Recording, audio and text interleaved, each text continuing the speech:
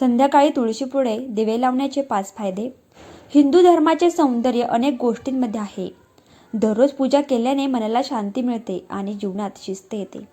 काही प्रथा शतकानुशतके पाळल्या जात आहेत आणि त्या ज्योतिष व वास्तुशास्त्राशी संबंधित आहेत. अशीच एक प्रथा जी अनेक लोक दररोज करतात ती म्हणजे तुळशीच्या झाडाजवळ दिवा लावणे. बरेच लोक नियमितपणे तुळशीच्या झाडाला पाणी घालतात. अनेक जण उपाय म्हणून तुळशीच्या झाडाजवळ दिवा लावतात. दररोज असे केल्याने जीवनात सकारात्मक बदल होऊ शकतात. जर तुम्ही हे आधी केले नसेल तर तुम्ही ते तुमच्या दिनचर्येत समाविष्ट करू शकता. दररोज तुळशीच्या झाडाजवळ दिवा लावण्याचे 5 फायदे जाणून घ्या. पहिली गोष्ट, सकारात्मक ऊर्जा. दररोज तुळशीच्या झाडाजवळ दिवा लावण्याने घरात सकारात्मक ऊर्जा येते. यामुळे वातावरण सुधारते आणि हळूहळू नकारात्मकता ऊर्जा नष्ट होते. सकारात्मक ऊर्जा वाढत असताना कुटुंबातील सदस्यांच्या जीवनातही आनंद येऊ लागतो.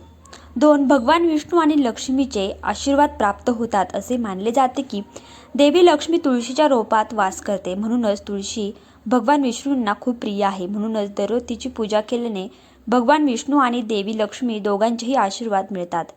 यांच्या आशीर्वादाने जीवनातील सर्व प्रलंबित कामे पूर्ण होऊ लागतात. 3. मनाची शांती.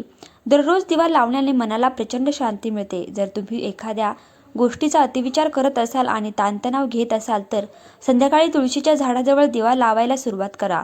यामुळे तुमच्या जीवनातील ताण हळूहळू कमी होईल. 4. आनंद आणि समृद्धी वाढते. दररोज संध्याकाळी तुळशीच्या झाडाजवळ दिवा लावल्याने सुख आणि समृद्धी वाढते.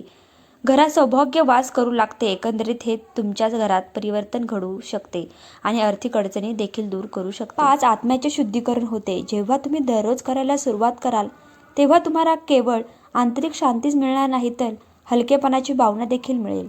तुम्हाला आतून हलकेपणा आणि चांगले वाटू लागेल, जे तुमच्या आत्म्याला शुद्ध करते. तुळशीच्या झाडाजवळ दिवा लावताना नकारात्मक विचार टाळण्याचे लक्षात ठेवा.